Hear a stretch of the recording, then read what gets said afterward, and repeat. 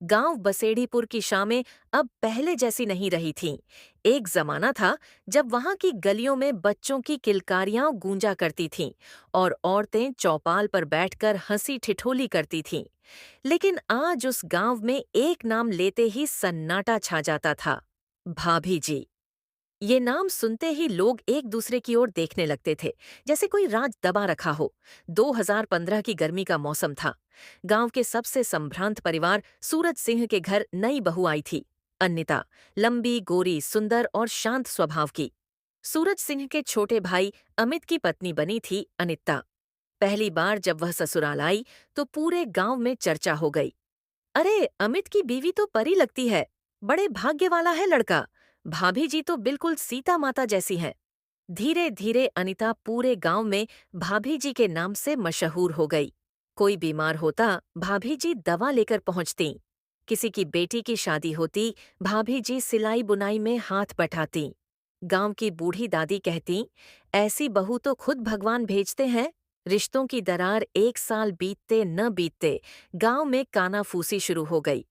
तूने देखा, भाभी जी खेत की ओर अकेले क्यों जाती हैं?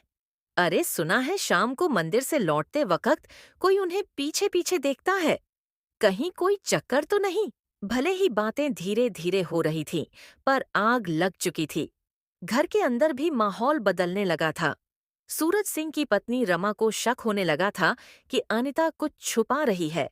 एक दिन उसने अपने पति से कह दिया, भाभी जी इतनी सीधी नहीं है जितनी दिखती हैं। कोई तो बात है।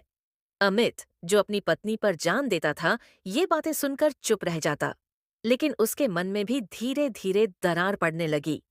एक रहस्य की आहट एक रात, जब सब सो रहे थे, तभी गांव की चौकी पर एक आदमी दौड़ता हुआ आया। काका, काका, जल्दी चलो। नदी के पास कुछ अजीब देखा मैंने। गांव वाले लाठी डंडा लेकर वहां पहुंचे।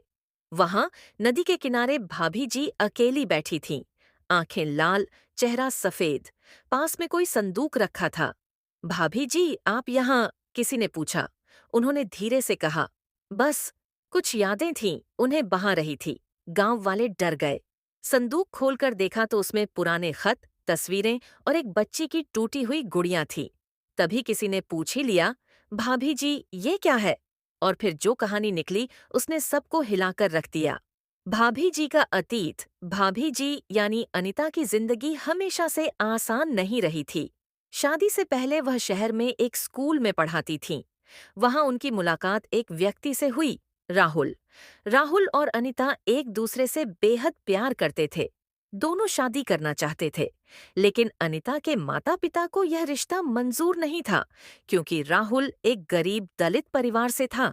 एक दिन अनिता ने घर से भागने की योजना बनाई, लेकिन राहुल रास्ते में एक सड़क हादसे में मारा गया। उसके बाद समाज और परिवार के दबाव में आकर अनिता ने आत्महत्या की कोशिश की, लेकिन बचा ली गई। तभी उनके चाचा ने उन्हें गांव बुलाया और अमित से शादी करवा दी। वो चाहती थीं कि अब सब पीछे छोड़कर नई जिंदगी शुरू करें, लेकिन अतीत पीछा नहीं छोड़ रहा था।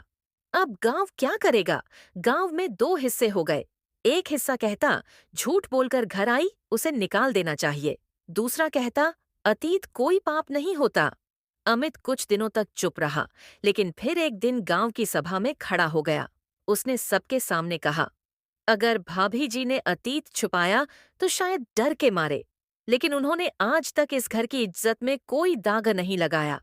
वो आज भी वही हैं जो पहले दिन थीं, दया की मूर्ति। अगर उनके पास कोई पुरानी यादें थीं, तो क्या वो उन्हें जला नहीं सकती?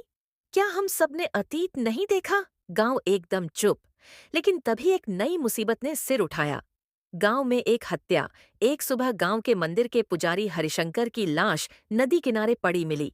चेहरे पर डर और हाथ में एक कागज, जिस पर लिखा था, मैं जानता था भाभी जी कौन है। पूरा गांव सन्न रह गया। शक की सुई फिर अनिता पर आ गई। पुलिस आई, पूछताछ हुई, लेकिन कोई सबूत नहीं मिला। भाभी जी कुछ नहीं बोली, बस एक बात कहती रहीं, जिसने मुझे बदनाम किया उसका सच अब भगवान के पास है। सच सामने आया। 1 महीने बाद पुजारी के बेटे गोविंद ने खुद आत्मसमर्पण कर लिया। उसने बताया, पिताजी मुझे पढ़ने शहर भेजना नहीं चाहते थे। वो मेरी शादी जबरदस्ती किसी और से करना चाहते थे। मैंने गुस्से में उन्हें धक्का दे दिया और वो गिर गए। लेकिन मैंने डर के मारे सब भाभी जी के सिर मढ़ दिया। गांव शर्मिंदा हो गया। अंतिम फैसला गांव की पंचायत दोबारा बुलाई गई। सरपंच ने कहा, हमने एक निर्दोष औरत पर उंगली उठाई, जिसने गांव की सेवा की, उसे हमने दुख दिए। आज से भाभी जी हमारे लिए सिर्फ एक नाम नहीं, बल्कि भरोसे का प्रतीक है। कहानी का अंत नहीं, नई शुरुआत भाभी जी अब भी उसी घर में है। वो अब गांव के स्कूल में बच्चियों को पढ़ाती हैं। उन्होंने अपने दर्द को ताकत बना लिया। अमित और अनिता ने एक बच्ची को गोद लिया, जिसे लोग गांव की बेटी कहते हैं। सीख कभी कभी किसी का अतीत उसकी पहचान नहीं होता, बल्कि उसके आज के कर्म होते हैं। भाभी जी ने यह साबित कर दिया कि सच्चाई चाहे जितना भी दबा दो, एक न एक दिन वो सामने आती ही है।